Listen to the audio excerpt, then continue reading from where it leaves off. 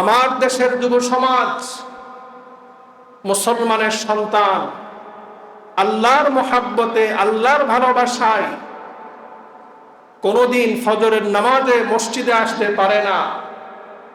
সে নেইমারের ভালোবাসায়, ব্রাজিলের ভালোবাসায় সে 4টা বাজে ঘুম থেকে উঠে যায়। কেমন মুসলমান আমি! আমার দেশের যুব সমাজ রাসূলুল্লাহ সাল্লাল্লাহু আলাইহি ওয়াসাল্লামের ভালোবাসায়, রসুলের সুন্নাহ, রসুলের আদর্শ ফলো করতে পারি না। যে রসুল সাল্লাল্লাহু আলাইহি ওয়াসাল্লাম কখনো দাড়ি কাটেননি, আমি রসুলের ভালোবাসায় নিজের মুখে দাড়ি রাখতে পারি না।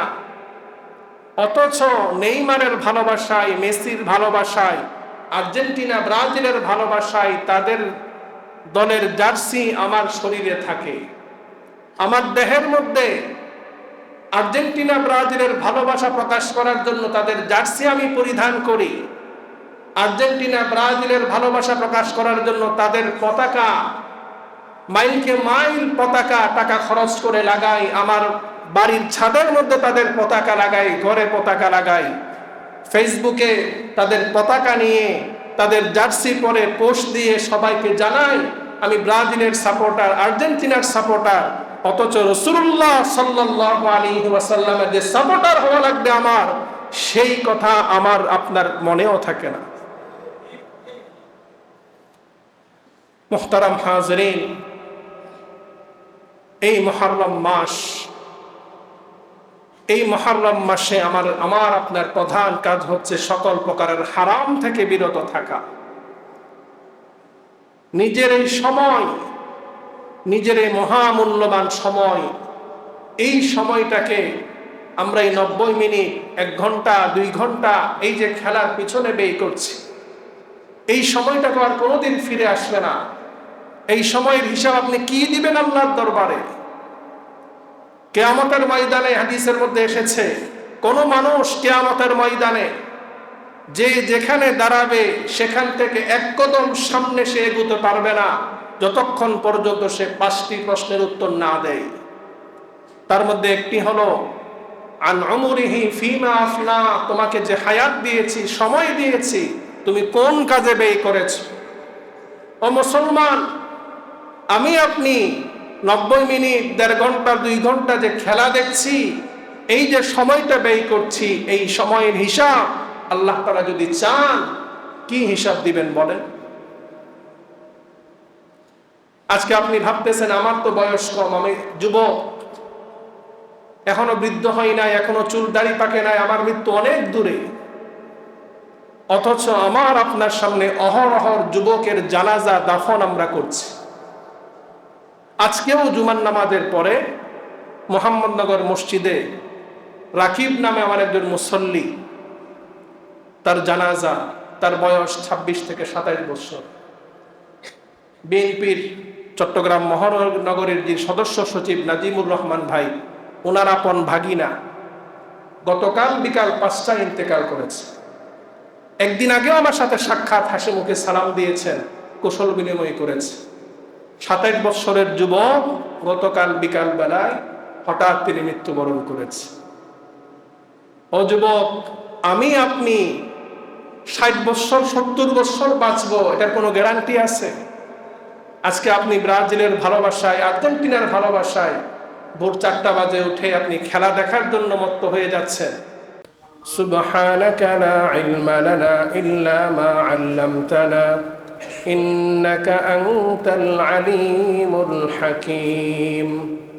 রব্বি জিদনি ইলমা রব্বি ইশরাহ লি সাদরি ওয়া ইয়াসসির লি আমরি واحلل عقدة من لساني يفقه قولي اللهم صل على محمد وأنزله المقعد المقرب عندك يوم القيامة اللهم صل على محمد وعلى آل محمد كما صليت على إبراهيم وعلى آل إبراهيم إنك حميد مجيد اللهم بارك على محمد وعلى آل محمد كما باركت على إبراهيم وعلى آل إبراهيم إنك حميد مجيد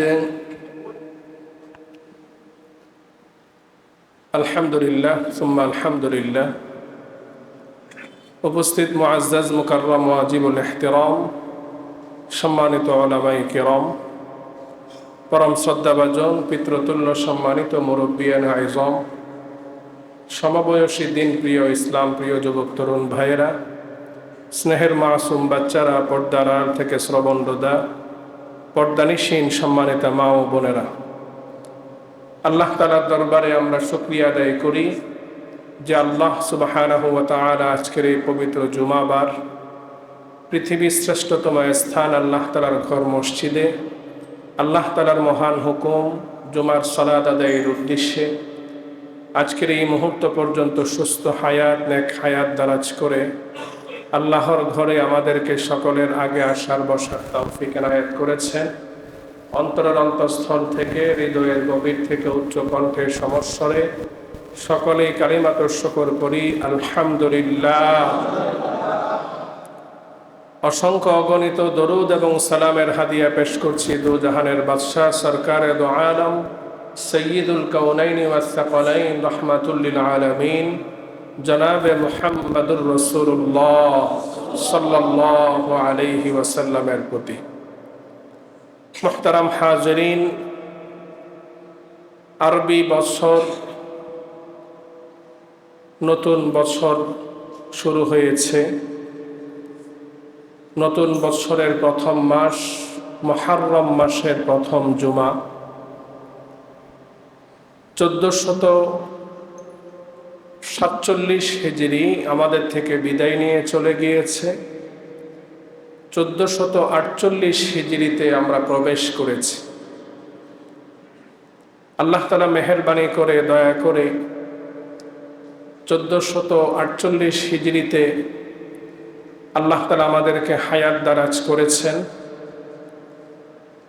এমন অনেকেই আমাদের সাথে ছিলেন যারা 1448 হিজরি আসার আগেই কবরবাসী হয়ে গিয়েছেন। আল্লাহ তাআলার পক্ষ থেকে বৎসরে গণনার জন্য 12 মাস নির্ধারিত। এটি কখন থেকে নির্ধারিত? আল্লাহ তাআলা পবিত্র কোরআনে সূরাতুত তাওবায় 36 নং আয়াতে আল্লাহ তাআলা বলেন, ইন্না ইদ্দাতাশ শুহুরি ইনদাল্লাহি 12 শাহরান ফি কিতাবিল্লাহ ইয়াওমা খালাকাস সামাওয়াতি ওয়াল আরদা মিনহা আরবাআতুন হুরুম। আল্লাহ তাআলা বলছেন, আকাশমণ্ডলী এবং এই পৃথিবী আল্লাহ তাআলা যখন সৃষ্টি করেছেন সেই দিন থেকে আল্লাহ তাআলার বিধানে গণনা করার জন্যে 12 মাস আল্লাহ তাআলা নির্ধারণ করেছেন। এই 12 মাস যে আমরা গণনা করি, আসমান এবং জমিন আল্লাহ তাআলা যেদিন সৃষ্টি করেছেন সেই দিন থেকেই আল্লাহ তাআলা গণনার জন্য 12 মাস নির্ধারণ করেছে। এই 12 মাস, এই মাস শেষ হওয়ার পরে একটি বছর শেষ হয়। আমরা যে দিন তারিখ বৎসরের হিসাব রাখি, হিসাবের মধ্যে দেখা যাচ্ছে আমরা ইংরেজি বর্ষের হিসাবটা অধিকাংশ মানুষ জানি, বুঝি, সেটি রাখার চেষ্টা করি। কিন্তু আরবি বর্ষের যে হিসাব গণনা, চন্দ্র তারিখের গণনা, এটি অধিকাংশই আমরা রাখি না। অথচ আরবি বর্ষের হিসাব রাখা, চন্দ্র তারিখের গণনা করা, গণনা রাখা, এটা মুসলমানদের উপর একটি ফরজ আমল, ফরজে কিফায়া। মুসলমানদের মধ্যে কিছু মানুষ যদি এই আরবি বর্ষের হিসাব তিনারা সঠিকভাবে রাখেন, গণনা করেন, তাহলে সেটি সকলের পক্ষ থেকে আদায় হয়ে যায়। যদি একদম কেউ না করেন, কেউ না রাখেন, তাহলে ফরজ তরক করার গুনাহ আমাদের সকলের উপর বর্তাবে। মুসলমানদের জন্য নির্ধারিত হচ্ছে হিজরি বছর, আরবি বছর, কিন্তু মুসলমানরা তাদের নিজেদের বছরের ব্যাপারে, গণনা রাখার ব্যাপারে খুব গাফেল। এখনো পর্যন্ত অনেক মুসলমান এমন আছি আমরা যারা আরবি 12 মাসের নামগুলো আমরা জানি না। এটা খুবই আফসোসের বিষয়, দুঃখের বিষয়। আমাদের সন্তানদেরকে সব কিছু শিক্ষা দিচ্ছি, কিন্তু আরবি মাসের নামগুলো, আরবি বৎসরের গণনাগুলো, এই বিষয়গুলো আমরা অনেকেই শিক্ষাদান থেকে বিরত থাকছি। এটি একটি ইবাদত, গুরুত্বপূর্ণ ইবাদত। এই হিজরি সনের গণনা, এটির সূচনা হয়েছে হযরত ওমর ফারুক রাদিয়াল্লাহু আনহুর জামানা থেকে। রাসূলুল্লাহ সাল্লাল্লাহু আলাইহি ওয়াসাল্লামের জলিলুল কদর সাহাবী হযরত ওমর ফারুক রাদিয়াল্লাহু আনহু, তিনি যখন খলিফা হন, যখন সারা বিশ্বব্যাপী ইসলামের বিস্তৃতি ঘটেছিল, তখন বিভিন্ন দেশ থেকে বিভিন্ন চিঠি আদান প্রদান করা হতো। ইতিহাসের কিতাবের মধ্যে পাওয়া যায় হযরত আবু মুসা আশআরী রাদিয়াল্লাহু আনহু, তিনি বসরার গভর্নর ছিলেন। ওমর ফারুক রাদিয়াল্লাহু আনহুর কাছ থেকে যখন কোনো চিঠি আসতো, সেই চিঠিতে কোনো দিন তারিখ উল্লেখ থাকতো না, শুধু মাসের নাম থাকতো। কারণ তখন বর্ষ গণনা, এই হিজরি সাল গণনা তখন ছিল না, শুধু মাসের নাম থাকতো, যার কারণে এটা কোন বছরের কোন মাসের সেটা নির্ধারণ করা কষ্ট হয়ে যেত। আবু মুসা আশআরী রাদিয়াল্লাহু আনহু, তিনি হযরত ওমর রাদিয়াল্লাহু আনহুর কাছে একটি চিঠি লিখেন। চিঠিতে তিনি লেখেন, ইন্নাহু তা'তিনা মিনকা কিতাবুন লাইসা লাহা তারিখুন। আপনার কাছ থেকে যেই সকল চিঠিপত্র আমাদের কাছে পৌঁছে, সেগুলোর মধ্যে কোনো তারিখ উল্লেখ থাকে না, যার কারণে আমরা অনেক কিছুই সিদ্ধান্ত নিতে পারি না। আরেক বর্ণনায় এসেছে হযরত ওমর ফারুক রাদিয়াল্লাহু আনহুর কাছে একটি দলিল পেশ করা হয়েছিল। সেই দলিলে শুধুমাত্র শাবান মাসের নাম উল্লেখ করা। ওমর ফারুক রাদিয়াল্লাহু আনহু, তিনি দ্বিধাদ্বন্দ্বে পড়ে গেলেন, এটা কোন বৎসরের শাবান মাস? বৎসর এবং তারিখ উল্লেখ ছিল না, যার কারণে অনেক সিদ্ধান্ত নিতে গিয়ে তিনারা বিড়ম্বনায় পড়ে যেতেন। ওমর ফারুক রাদিয়াল্লাহু আনহু, তিনি সাহাবাই কেরাম রিদওয়ানুল্লাহি আলাইহিম আজমাইনকে নিয়ে পরামর্শ সভা ডাকলেন যে মুসলমানদের জন্য একটি হিজরি সন, একটি বর্ষের গণনা, সালের গণনা, এটা খুব বেশি জরুরি হয়ে পড়েছে। মুসলমানদের জন্য একটি সাল গণনা শুরু করা দরকার। সাহাবাই কেরাম রিদওয়ানুল্লাহি আলাইহিম আজমাইন সেই পরামর্শ সভায় এক একজন এক এক মতামত দিয়েছেন। সাহাবাই কেরামের মধ্যে হযরত সাদ ইবনে আবি ওয়াক্কাস রাদিয়াল্লাহু আনহু, তিনি মতামত পেশ করেছেন যে আমাদের সাল গণনা রাসূলুল্লাহ সাল্লাল্লাহু আলাইহি ওয়াসাল্লাম যেই বছর ইন্তেকাল করেছেন, ইন্তেকালের বছর থেকে আমাদের সাল গণনা শুরু হবে। অন্যদিকে হযরত তালহা রাদিয়াল্লাহু আনহু, তিনি মতামত দিলেন যে রাসূলুল্লাহ সাল্লাল্লাহু আলাইহি ওয়াসাল্লাম যেই বছর নবুয়ত প্রাপ্ত হয়েছেন, নবুয়তের বছর থেকে সাল গণনা শুরু হবে। অন্য আরেক সাহাবী মতামত দিলেন রাসূলুল্লাহ সাল্লাল্লাহু আলাইহি ওয়াসাল্লাম যেই বছর জন্মগ্রহণ করেছেন, মিলাদের বৎসর থেকে সাল গণনা শুরু হয়। হযরত আলী রাদিয়াল্লাহু আনহু তিনি পরামর্শ দিলেন যে মুসলমানদের সাল গণনা রাসূলুল্লাহ সাল্লাল্লাহু আলাইহি ওয়াসাল্লাম যেই বৎসর মক্কা থেকে মদিনায় হিজরত করেছিলেন সেই বৎসর থেকে শুরু হোক। খলিফা হযরত ওমর ফারুক রাদিয়াল্লাহু আনহু তিনার কাছে হযরত আলী রাদিয়াল্লাহু আনহুর এই মতামতটি পছন্দ হয়েছে। তিনি হযরত আলী রাদিয়াল্লাহু আনহুর মতামতকে গ্রহণ করে সকলের সামনে পেশ করলেন। বললেন যে রাসূলুল্লাহ সাল্লাল্লাহু আলাইহি ওয়াসাল্লামের হিজরতের বৎসর থেকেই মুসলমানদের সাল গণনা শুরু করা হোক। কারণ হিজরত মক্কা থেকে মদিনায় যে হিজরত, এই হিজরতের মাধ্যমেই হক এবং বাতিলের মাঝে পার্থক্য হয়েছে। সকল সাহাবাই কেরাম এই বিষয়ে ঐক্যমত পোষণ করলেন। সকলের মতামতের ভিত্তিতে রাসূলুল্লাহ সাল্লাল্লাহু আলাইহি ওয়াসাল্লামের হিজরতের বৎসর থেকে এই সাল গণনা শুরু হলো। ওমর ফারুক রাদিয়াল্লাহু আনহুর সেই সময় তখন হিজরতের 16 বৎসরতম চলছিল, 16 বা 17তম বৎসর। সেই 17তম বৎসরে এসে হিজরি সাল গণনা শুরু হয়।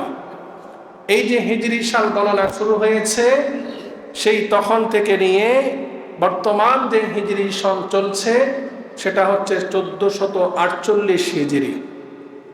রাসূলুল্লাহ সাল্লাল্লাহু আলাইহি ওয়াসাল্লামের হিজরতের 1447 বৎসর অতিবাহিত হয়ে গিয়েছে। তো এই যে সাল গণনা, এটাকে হিজরি সাল এই জন্য বলা হয় কারণ এই সাল গণনা এটাকে শুরু করা হয়েছে রাসূলুল্লাহ সাল্লাল্লাহু আলাইহি ওয়াসাল্লামের হিজরতকে কেন্দ্র করে, যার কারণে এটাকে হিজরি সাল বলা হয়। সালের ব্যাপারে সকলেই যখন ঐক্যমত হলো, তখন বৎসরের প্রথম মাস কোন মাস থেকে শুরু করবে এই বিষয়ে সাহাবাই কেরাম তিনারা এক একজন এক এক মত দিলেন। কেউ মত দিলেন যে রাসূলুল্লাহ সাল্লাল্লাহু আলাইহি ওয়াসাল্লামের জন্মের মাস রবিউল আউয়াল মাস থেকে বর্ষ শুরু হোক। কেউ মত দিলেন রমাদান থেকে বর্ষ গণনা শুরু হোক। হযরত আলী রাদিয়াল্লাহু আনহু তিনি মত দিলেন যে মুহররম মাস থেকেই বর্ষ গণনা শুরু হোক। কারণ ইসলাম আসার পূর্ব যুগে আরবদের মধ্যেও এই আরবি মাস যেগুলো আমরা এখন বলি, মুহররম, সাফর, রবিউল আউয়াল, রবিউস সানি, জুমাদাল উলা, জুমাদাস সানি, রজব, শাবান, রমাদান, শাওয়াল, জিলকদ, জিলহজ, এই মাসগুলোর নামকরণ ইসলামের পূর্ব যুগে হয়েছে। রাসূলুল্লাহ সাল্লাল্লাহু আলাইহি ওয়াসাল্লামের জন্মের প্রায় 150 বছর আগে আরবের লোকেরা, তখনকার সময়ে বনি কাল গোত্রের লোকেরা, তিনারা সকলের পরামর্শের ভিত্তিতে এই মাসের নামকরণ করে। তো হিজরি সাল যখন গণনা করা হয়, তখন ইসলাম পূর্ব যুগে যে মাসের নামকরণ হয়েছিল সেই মাসের নামকরণের মধ্যে কোনো পরিবর্তন করা হয়নি। তো তখনকার সময়ে ইসলামের পূর্ব যুগেও মুহররম মাস বৎসরের প্রথম মাস হিসাবে সবচেয়ে বেশি পরিচিতি লাভ করেছে, যার কারণে হযরত আলী রাদিয়াল্লাহু আনহু তিনি মতামত দিলেন যে মুহররম মাস থেকেই আরবি বৎসরের প্রথম মাস গণনা শুরু করা হোক। পাশাপাশি রাসূলুল্লাহ সাল্লাল্লাহু আলাইহি ওয়াসাল্লাম যে মক্কা থেকে মদিনায় হিজরত করেছেন, রাসূলের হিজরত ছিল রবিউল আউয়াল মাসে, কিন্তু সাহাবাই কেরাম রিদওয়ানুল্লাহি আলাইহিম আজমাইনকে আল্লাহ রাসূল হিজরতের অনুমতি দিয়েছেন। সেই সাহাবাই কেরাম হিজরত করেছিলেন, সেটা ছিল মুহররম মাস। তো হিজরতের সূচনাও ছিল মুহররম মাসে। এই কারণে হিজরি বর্ষের প্রথম মাস হিসাবে গণনার জন্য মুহররম মাসকে নির্বাচন করা হয়। মুহতারাম হাজরিন, এই হিজরি বৎসর এটাকে আমরা চন্দ্র বৎসরও বলে থাকি, কারণ এই হিজরি বৎসর বা আরবি বৎসর এটি গণনা নির্ধারণ করা হয় চাঁদের উপর ভিত্তি করে। চাঁদ দেখার উপর ভিত্তি করে একটি মাসের সূচনা হয়, আবার চাঁদ দেখার উপর ভিত্তি করে একটি মাসের সমাপ্তি হয়। আল্লাহ তাআলা পবিত্র কোরআনুল কারীমে ইরশাদ করছেন, ইয়াসআলুনাকা আনিল আহিল্লাহ কুল হিয়া মাওয়াকিতু লিন-নাসি ওয়াল হজ। হে নবী, আপনার কাছে মানুষ প্রশ্ন করে চাঁদ সম্পর্কে, আপনি বলে দিন কুল হিয়া মাওয়াকিতু লিন-নাসি ওয়াল হজ, চাঁদ এটা হচ্ছে তোমাদের জন্য, তোমাদের বিভিন্ন কাজকর্মের জন্য সময় নির্ধারক, হজের জন্য সময় নির্ধারক। তো মুসলমানদের এই যে আরবি মাসের গণনা, আরবি বৎসরের গণনা, এটা নির্ধারিত হয় চাঁদের উপর ডিপেন্ড করে। এই জন্য এটাকে আমরা চন্দ্র মাসও বলে থাকি। তা আরবি বৎসরের প্রথম যে মাস, সেই মাসের নাম হচ্ছে মুহাররম। বর্তমান যে মাস চলমান, এই মাসের নাম হচ্ছে মুহাররম। আজকের জুমা হচ্ছে মুহাররম মাসের প্রথম জুমা। ইসলামে এই মুহাররম মাসের বিশেষ ফজিলত রয়েছে, মর্যাদা রয়েছে, তাৎপর্য রয়েছে। আল্লাহ তাআলা যে 12টি মাস গণনার জন্য নির্ধারণ করেছেন, সেই 12 মাসের মধ্যে 4টি মাসকে আল্লাহ তাআলা বিশেষ সম্মান দান করেছেন। আল্লাহ তাআলা কোরআনে বলেন, মিনহা আরবাআতুল হুরুম, 12 মাসের মধ্যে 4টি মাস বিশেষ সম্মানিত মাস, বিশেষ মর্যাদার মাস। সেই 4 মাস কোন কোন মাস, এই ব্যাপারে রাসূলুল্লাহ সাল্লাল্লাহু আলাইহি ওয়াসাল্লাম ইরশাদ করেন, হাদিসের মধ্যে এসেছে, আল্লাহ রাসূল বলেন, আস-সানাতু 12 শাহরান, একটি বছর 12 মাসে হয়ে থাকে। মিনহা আরবাআতুল হুরুম, 12 মাসের মধ্যে 4 মাস হচ্ছে বিশেষ সম্মানিত মাস। সেই 4 মাস কোন কোন মাস? রাসূল বলেন, সালাতুল মুতাওয়ালিয়াত, দুল কাদা ওয়া দুল হিজ্জা ওয়াল মুহাররম ওয়া রজব। 3 মাস লাগাতার ধারাবাহিক আছে, আরেকটি মাস হচ্ছে রজব। 3 মাস হচ্ছে জিলকদ মাস, জিলহজ মাস এবং মুহাররম মাস। জিলকদ, জিলহজ, মুহাররম, এই 3 মাস একটি আরেকটির পরে লাগাতার ধারাবাহিক। আর রজব হচ্ছে বৎসরের মধ্যবর্তী একটি মাস, শাবান এবং জুমাদাল উখরার মাঝামাঝি একটি মাস। তো এই 4টি মাস হচ্ছে বিশেষ সম্মানিত মাস। এই সম্মানিত মাসের সম্মান ইসলাম পূর্ব যুগেও জাহিলি যুগের মানুষরাও প্রদান করত। ইসলাম পূর্ব যুগে যখন নিজেদের মধ্যে বিভিন্ন যুদ্ধ বিগ্রহ লেগে থাকতো, যখন এই সম্মানিত মাসগুলো আসতো, তখন তারা এই সম্মানিত মাসের সম্মান রক্ষার্থে তারা যুদ্ধ বিগ্রহ বন্ধ রাখত। এই 4টি সম্মানিত মাসের মধ্যে সবচাইতে বেশি সম্মানিত মাসের নাম হচ্ছে মুহাররম মাস। কেন এই মুহাররম মাস সবচাইতে বেশি সম্মানিত? রাসূলুল্লাহ সাল্লাল্লাহু আলাইহি ওয়াসাল্লাম এই মাসের নিসবত করেছেন, সম্বন্ধ করেছেন সরাসরি আল্লাহর সাথে। রাসূলুল্লাহ সাল্লাল্লাহু আলাইহি ওয়াসাল্লাম ইরশাদ করেন, শাহরুল্লাহিল মুহাররম, এই মুহাররম মাস এটা হচ্ছে আল্লাহর মাস। সুবহানাল্লাহ। পৃথিবীতে বড় কোনো ব্যক্তির সাথে যখন আপনার সম্পর্ক তৈরি হয়, তখন বড় ব্যক্তির সম্মানের কারণে আমার আপনার সম্মান বেড়ে যায়। গোটা কুল কায়নাতের যিনি মালিক, তিনার সাথে যেই মাসের সম্বন্ধ করা হয়েছে, সেই মাসের সম্বন্ধ রবের সাথে হওয়ার কারণে অন্যান্য মাসের তুলনায় এই মাসের সম্মান আল্লাহ তাআলা বাড়িয়ে দিয়েছে। মুহতারাম হাজিরিন, রাসূলুল্লাহ সাল্লাল্লাহু আলাইহি ওয়াসাল্লাম ইরশাদ করেন, খায়রুল লাইলি জাওফুহু ওয়া আফদালুল আশহুরি শাহরুল্লাহ আল্লাযী তাদউনাহু আল মুহাররম। আল্লাহ তাআলা যে রাত সৃষ্টি করেছেন, দিনের পর যে রাত আসে, এই গোটা রাতের মধ্যে একটি সময় আছে, যেই সময়টা রাতের মধ্যে সর্বশ্রেষ্ঠ সময়। সেই সর্বশ্রেষ্ঠ সময় হচ্ছে রাতের মাঝামাঝি সময়, মাঝরাত। ওই সময়টা সর্বশ্রেষ্ঠ সময়, কারণ ওই সময় আল্লাহ তাআলা প্রথম আসমানে এসে বান্দাকে ডাকতে থাকেন, আমার কোন বান্দা আছো এই সময় আমার কাছে দোয়া করবে, আমার কাছে চাইবে, আমি তার দোয়া কবুল করব। কোন বান্দা আছো আমার কাছে ক্ষমা চাইবে, আমি তার ক্ষমা করব। ওই মাঝরাতে আল্লাহর সাথে বান্দার সাথে বিশেষ স্পেশাল সম্পর্ক করার ওই সময়, এই সময়টাকে রাতের শ্রেষ্ঠ সময় বলা হয়। মাসসমূহের মধ্যে আল্লাহ রাসূল বলেন, মাসসমূহের মধ্যে রমাদানের পরে শ্রেষ্ঠতম মাস হলো মুহররম মাস।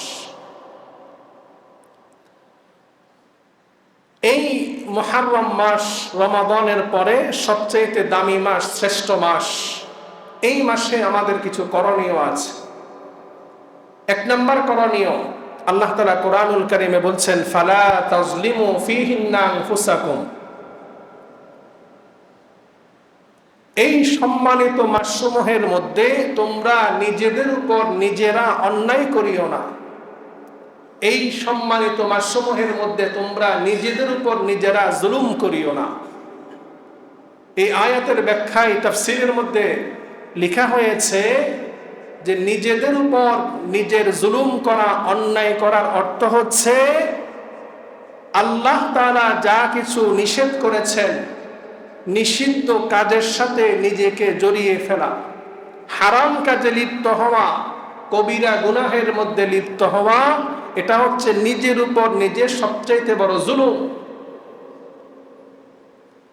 হারাম কাজ, নিষিদ্ধ কাজ, কবিরা গুনাহ, এটা তো 12 মাসের জন্য হারাম, কিন্তু বিশেষ করে এই 4 মাসে স্পেশাল ভাবে এই জন্য নিষেধ করা হয়েছে কারণ এই মাসগুলো সম্মানিত মাস। একজন মানুষ তিনি মসজিদের বাহিরে দাঁড়িয়ে তিনি যদি সিগারেট খান, সেটাকে আমরা স্বাভাবিক সাধারণ অপরাধ মনে করি। কেউ গিয়ে তাকে চর থাপ্পড় লাগাবে না। কিন্তু কেউ যদি মসজিদে এসে মসজিদে বসে সিগারেট খায়, এটা কি আমরা সাধারণ অপরাধ নিব? আমরা এটাকে বড় অপরাধ ভাবে নিব। কারণ মসজিদ সম্মানিত স্থান, সম্মানিত স্থানে এসে কেন তুমি এই অপরাধ করছো? ঠিক তেমনি ভাবে সম্মানিত মাসের মধ্যে অপরাধ করা অন্য মাসে অপরাধের চাইতে বড় অপরাধ হিসাবে গণ্য হবে। এই জন্য আল্লাহ তাআলা বলেছেন যে ফালা তাজলিমু ফীহিন্না আনফুসাকুম, আমার বান্দারা তোমরা এই হারাম মাসসমূহের মধ্যে, সম্মানিত মাসসমূহের মধ্যে হারাম কাজে লিপ্ত হইও না, কবিরা গুনাহের মধ্যে লিপ্ত হইও না, আল্লাহ তাআলার নাফরমানিতে লিপ্ত হইও না। আল্লাহ তাআলা আমাদের জন্য 5 ওয়াক্ত নামাজকে ফরজ করেছেন। 5 ওয়াক্ত নামাজ না পড়া এটা কবিরা গুনাহ।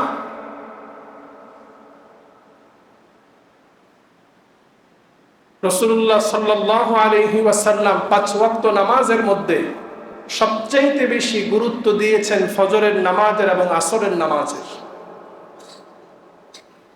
ফজরের নামাজ এমন এক নামাজ,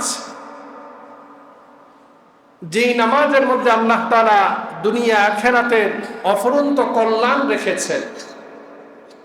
ফজরের নামাজ এমন একটা নামাজ, যেই নামাজের মাধ্যমে চিহ্নিত হয়ে যায় খাঁটি মুমিন এবং মুনাফিকের মাঝে।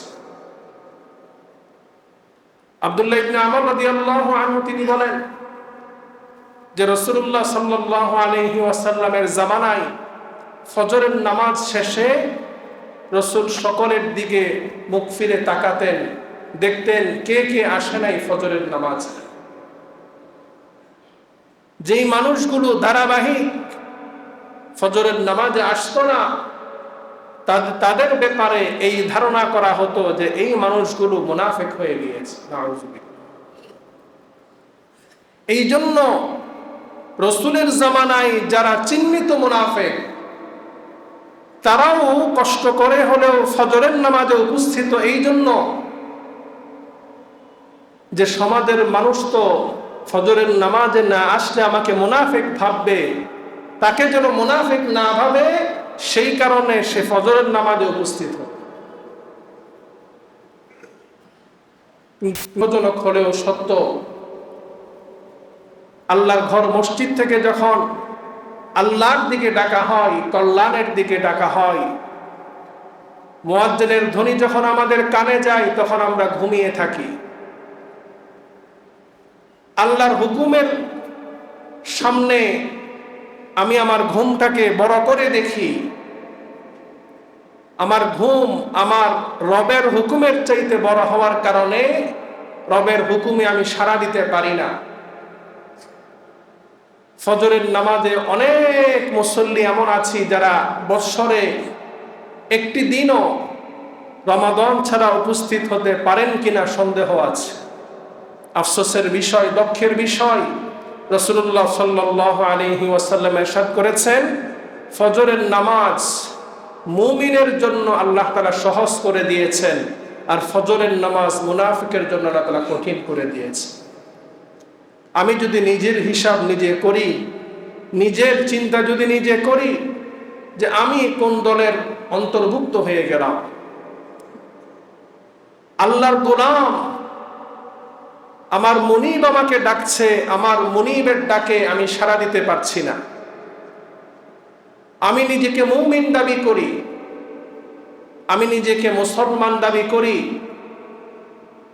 মুমিন যদি নিজেকে দাবি করি, তাহলে মুমিনের দাবি, মুসলমানের দাবি হলো আমার অন্তরে আল্লাহ এবং আল্লাহ রসুলের ভালোবাসা, মোহাব্বত সবচাইতে বেশি হতে হবে।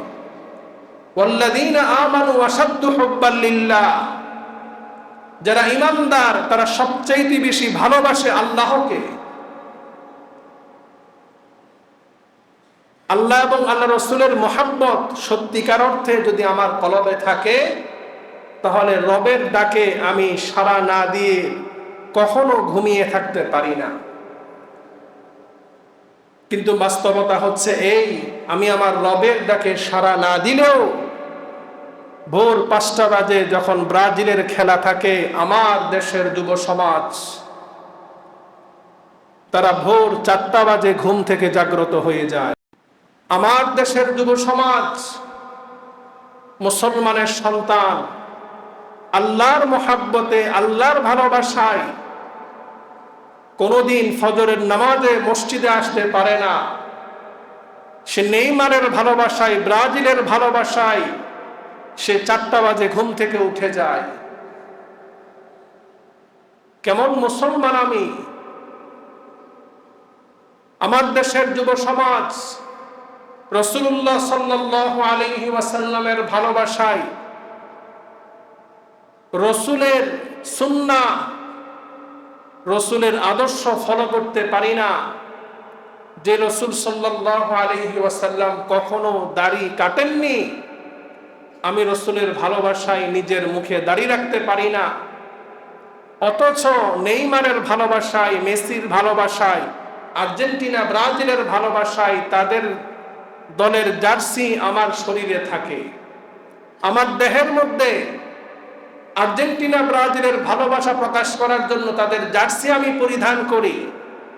আর্জেন্টিনা ব্রাজিলের ভালোবাসা প্রকাশ করার জন্য তাদের পতাকা, মাইলকে মাইল পতাকা টাকা খরচ করে লাগাই। আমার বাড়ির ছাদের মধ্যে তাদের পতাকা লাগাই, ঘরে পতাকা লাগাই, ফেসবুকে তাদের পতাকা নিয়ে, তাদের জার্সি পরে পোস্ট দিয়ে সবাইকে জানাই আমি ব্রাজিলের সাপোর্টার, আর্জেন্টিনার সাপোর্টার। অথচ রাসূলুল্লাহ সাল্লাল্লাহু আলাইহি ওয়াসাল্লামের যে সাপোর্টার হওয়া লাগবে আমার, সেই কথা আমার আপনার মনেও থাকে না। মুহতারাম হাজরিন, এই মুহররম মাস, এই মুহররম মাসে আমার আপনার প্রধান কাজ হচ্ছে সকল প্রকারের হারাম থেকে বিরত থাকা। নিজের এই সময়, নিজের এই মহামূল্যবান সময়, এই সময়টাকে আমরা এই 90 মিনিট, 1 ঘন্টা, 2 ঘন্টা এই যে খেলার পিছনে ব্যয় করছি, এই সময়টাকে আর কোনোদিন ফিরে আসবে না। এই সময়ের হিসাব আপনি কি দিবেন আল্লাহর দরবারে? কিয়ামতের ময়দানে হাদিসের মধ্যে এসেছে, কোন মানুষ কিয়ামতের ময়দানে যে যেখানে দাঁড়াবে সেখান থেকে 1 কদম সামনে সে এগোতে পারবে না যতক্ষণ পর্যন্ত সে 5টি প্রশ্নের উত্তর না দেয়। তার মধ্যে একটি হলো আন উমরিহি ফিমা আফনা, তোমাকে যে হায়াত দিয়েছি, সময় দিয়েছি, তুমি কোন কাজে ব্যয় করেছো?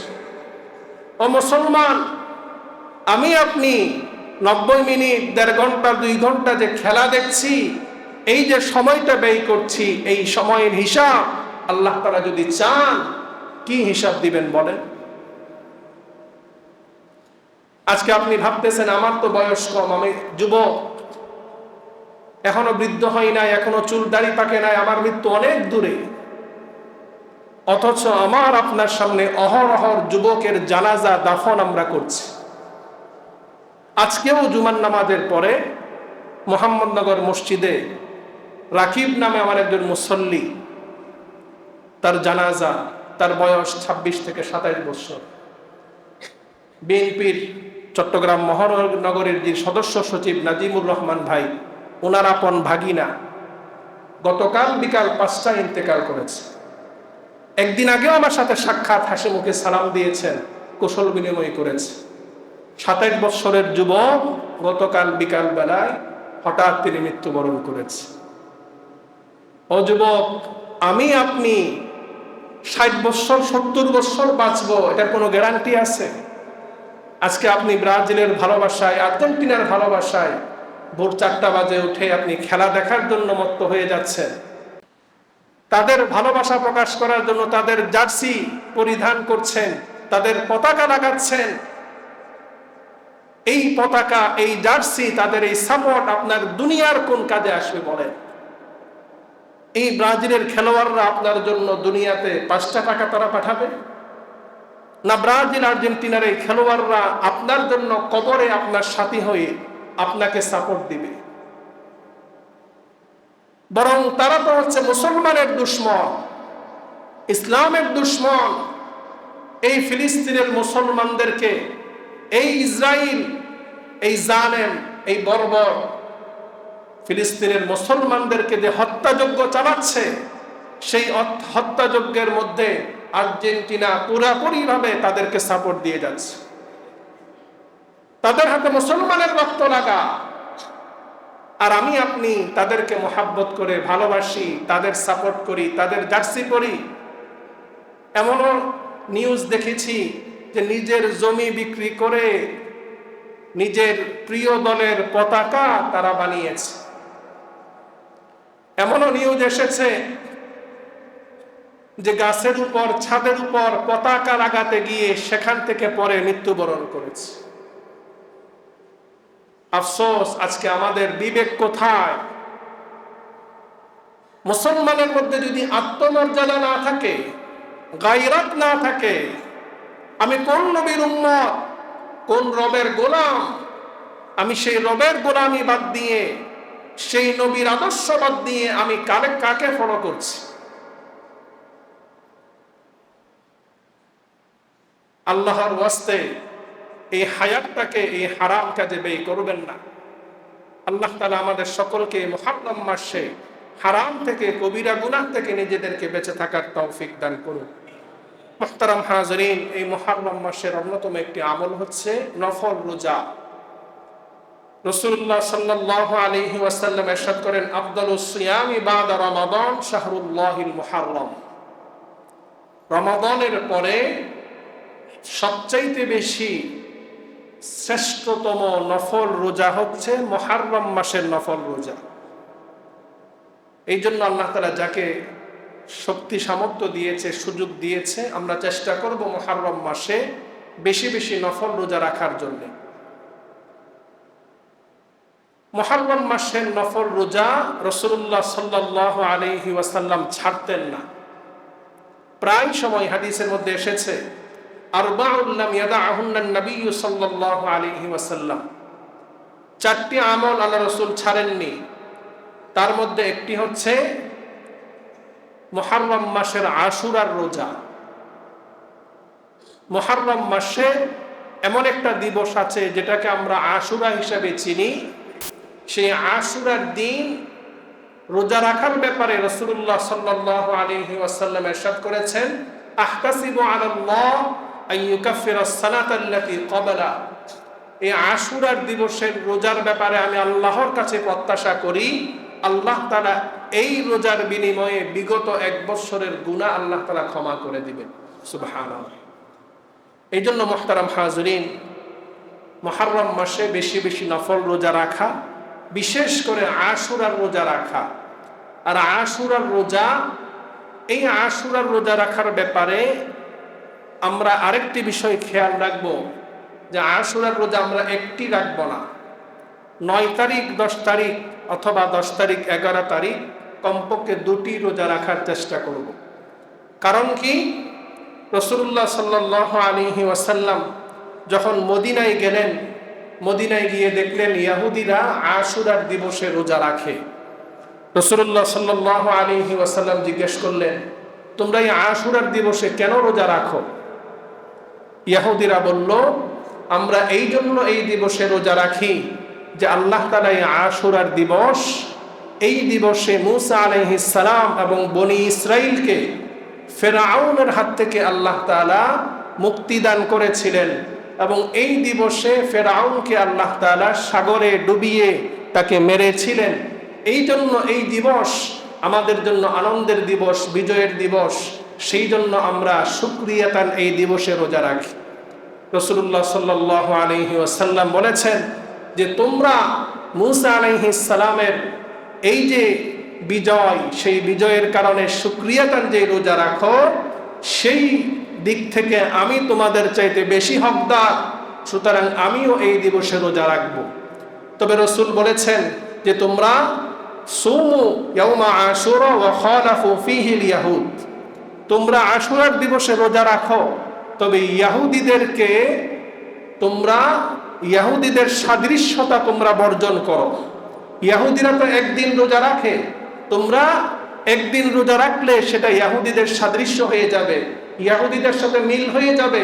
তোমরা হয় সুমু ক্বাবলাহু ইয়াওমান আও বাদাহু ইয়াওমান, তোমরা একদিন আগে অথবা একদিন পরে আরেকটি করে রোজা রেখে 2টি রোজা রাখো, যাতে করে রোজাটাও যেন ইহুদির সাথে সাদৃশ্য না হয়।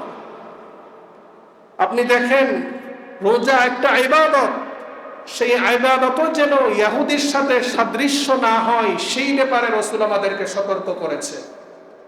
আর আমি আপনি ইহুদি খ্রিস্টান বিধর্মীদের কত কাজ আমি তাদেরকে ফলো করে করছি, কত কাজ তাদেরকে অনুসরণ করছি। ইসলাম কত কঠোর নিষেধাজ্ঞা দিয়েছে ইহুদি খ্রিস্টানদেরকে ফলো করার ব্যাপারে, তাদেরকে বন্ধু বানানোর ব্যাপারে। এই জন্য আমরা আশুরার দিবসে আগামী সম্ভবত বৃহস্পতি জুমাবার 9 এবং 10 তারিখ চেষ্টা করব রাখার জন্য। আল্লাহ তাআলা আমাদেরকে তৌফিক দান করুক। মুহররম মাসের আরেকটি আমল হচ্ছে এই মাসে বেশি বেশি তাওবা ইস্তেগফার করা। কারণ হাদিসের মধ্যে এসেছে, আল্লাহ রাসূল বলেছেন, ফাইন্নাহু শাহরুল্লাহ ফীহি ইয়াওমুন তাবা ফীহি আলা কওমিন ওয়া ইয়াতুবু ফীহি আলা কওমিন আখারিন। এই মুহররম মাসের একটি দিবস আছে, মুহাদ্দিসিনে কেরাম বলেন সেটা আশুরার দিবস। এই দিবসে আল্লাহ তাআলা বিগত সময় এক জাতির তাওবা কবুল করেছেন এবং সামনে আরেক জাতির তাওবা কবুল করবেন। তো এই মাসে বেশি বেশি নিজেদের গুনাহের জন্য ইস্তেগফার করা, তাওবা করা, বিগত 1 বছর যত গুনাহ করেছি আল্লাহর কাছে ক্ষমা চাওয়া। মুহতারাম হাজরিন, নিজের হিসাব করা যে 1টি বছর আমার হায়াত থেকে চলে গেল, এই 1টি বছর আমি কোন কাজে ব্যয় করেছি। 1টি বছর আমার হায়াত থেকে চলে যাওয়া মানে আমি 1টি বছর মৃত্যুর কাছাকাছি চলে গেলাম। ফুযাইল ইবনে ইয়াস রাহিমাহুল্লাহ, তিনি এক ব্যক্তিকে জিজ্ঞেস করলেন, আপনার বয়স কত? তিনি বললেন, আমার বয়স 60 বছর। ফুযাইল ইবনে ইয়াস রাহিমাহুল্লাহ তিনি বললেন, আপনি তো 60 বছর যাবত আপনার রবের দিকে আপনি হেঁটে যাচ্ছেন, আপনি আপনার রবের কাছে 60 বছর নিকটবর্তী হয়ে গিয়েছেন, অল্প সময়ের ভিতরেই আপনি রবের কাছে পৌঁছে যাবেন। এই কথা শোনার পর ওই ব্যক্তি ভয় পেয়ে গেল। ভয় পেয়ে সে বলে উঠল, ইন্না লিল্লাহি ওয়া ইন্না ইলাইহি রাজিউন। ফুযাইল ইবনে ইয়াস রাহিমাহুল্লাহ তিনি বললেন, আপনি যে ইন্না লিল্লাহি ওয়া ইন্না ইলাইহি রাজিউন বললেন, এটার অর্থ বুঝেন? সে বলল, আমাকে একটু বুঝিয়ে বলুন। ইন্না লিল্লাহি ওয়া ইন্না ইলাইহি রাজিউন এর মর্ম অর্থ হচ্ছে, আমি আল্লাহর গোলাম, ওয়া ইন্না ইলাইহি রাজিউন, আমি আল্লাহর দিকেই ফিরে যাব। এজন্য ফুযাইল ইবনে ইয়াস রাহিমাহুল্লাহ তিনাকে বলেন যে যেই ব্যক্তি এই কথা বিশ্বাস করে যে সে আল্লাহর গোলাম, তাকে আল্লাহর দিকেই ফিরে যেতে হবে, সে যেন এই কথা স্মরণ রাখে যে তাকে আল্লাহর সামনে উপস্থিত করা হবে। যাকে আল্লাহর সামনে উপস্থিত করা হবে সেই জন্য এই কথা স্মরণ করে তাকে আল্লাহর সামনে প্রশ্ন করা হবে। যাকে আল্লাহর সামনে প্রশ্ন করা হবে এই বিষয় সে জানে, তার উচিত আল্লাহর সামনে প্রশ্নের উত্তর দেওয়ার জন্য দুনিয়াতে থাকা অবস্থায় প্রস্তুতি গ্রহণ করা। ওই ব্যক্তি ফুজাইল ইবনে আইয়াজ রাহিমাহুল্লাহকে বললেন যে আমার এখন কি উপায় হবে। ফুজাইল ইবনে আইয়াজ রাহিমাহুল্লাহ বললেন, আপনার হায়াত থেকে 60 বছর চলে গিয়েছে, কিন্তু এই মুহূর্তে আপনার করণীয় হলো বাকি যেই কয়দিন আপনার হায়াত আছে বাকি সময়টুকুন আপনি আল্লাহর ইবাদতে কাটান। বাকি সময়টুকুন আপনি আল্লাহর নাফরমানি থেকে বেঁচে থাকুন। বাকি সময়টুকুন যদি আপনি মূল্যায়ন করুন, আল্লাহর ইবাদতে কাটান, তাহলে আল্লাহ তাআলা আপনার বিগত জীবনের সকল গুনাহ মাফ করে দিবেন। সুবহানাল্লাহ। আর যদি বাকি হায়াতটাও আল্লাহর নাফরমানিতে কাটান, তাহলে পূর্বের গুনাহ সহ সব গুনাহের কারণে আপনাকে শাস্তির সম্মুখীন হতে হবে। আল্লাহ তাআলা আমাদেরকে বাকি হায়াতটুকুন গুনাহ মুক্ত থেকে আল্লাহর গোলামি করার তৌফিক দান করুক। ওয়া আখিরু দাওয়ানা আলহামদুলিল্লাহি রাব্বিল আলামিন।